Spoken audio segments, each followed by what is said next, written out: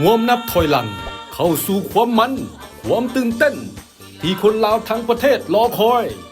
กับงานมหกรรมกีฬาแห่งชาติครั้งที่12นครหลวงเวียงจันทร์เกมที่จะจัดขึ้นในระหว่างวันที่15 หาวันที่25 พฤศจิกายน 2025 นี้นักกีฬาจากทั่วประเทศจะมาร่วมสิงไซญาติเอาเหรียญรางวัลจาก33ประเภทกีฬาโทรภาพแห่งชาติลาวร่วมกับโทรภาพกองทัพประชาชนลาวจะถ่ายทอดสดบรรยากาศให้ท่านได้รับชมทั้งพิธีเปิดปิดและการแข่งขันกีฬาประเภทต่างๆผ่านทางโทรภาพแห่งชาติลาว21โทรภาพแห่งชาติลาว23 HD และโทรภาพกองทัพประชาชนลาวพร้อมกันนี้ท่านยังสามารถรับชมผ่านทาง Facebook Fanpage ของโทรภาพแห่งชาติลาว21 LNTV 3 HD และข่าวกีฬาลาว National TV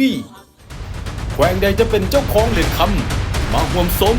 ร่วมเชียร์และส่งกำลังใจให้นักกีฬาจากทั่วประเทศ